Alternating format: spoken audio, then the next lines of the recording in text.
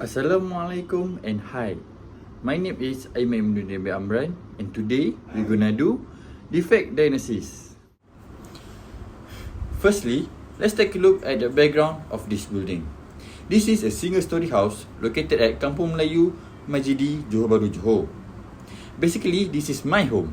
Based on what my grandfather says, this house is already 42 years old and went through a lot of renovation and maintenance work before.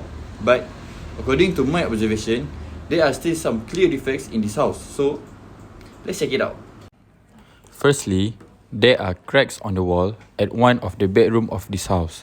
You can see clearly how bad the cracks are, and there's also the other wall too. These cracks have various number of thickness from less than 5 mm wide to more than that. So, let me explain why this happens.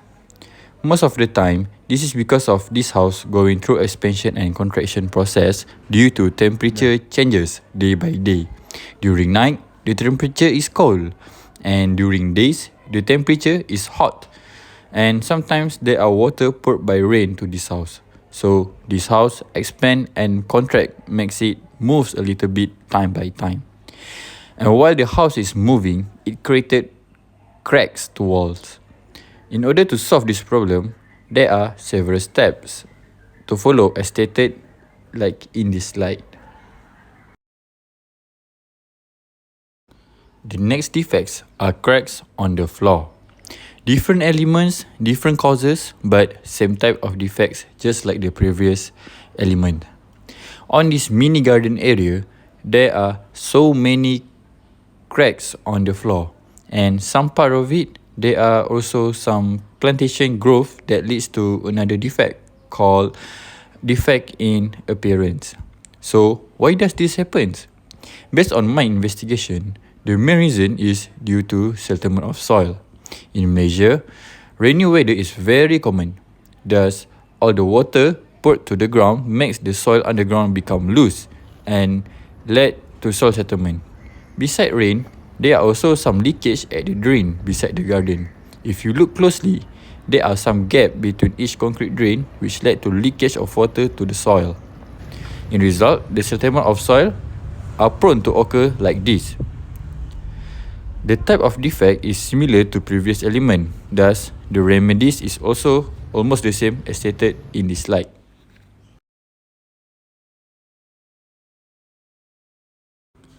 The third defects I found was at the roof ceilings.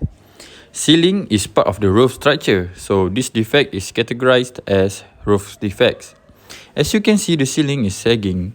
Almost all of them are sagging, and the main reason why this happens is because of bad workmanship while installing the roof. When it is raining, the roof leaks some droplet of water to the ceilings. When enough in time, the drops of water will make the ceiling collect a puddle of water, and the process cannot be seen from below. Eventually, the ceiling will sag because of the water that collects on it. To justify the reason, there is damp spotting that can still be seen even though the ceiling has been painted. And if you look at the ceiling frame, some have rotted as a result of water moisture. So, in order to solve this problem, there are some several steps to follow as stated like in this slide.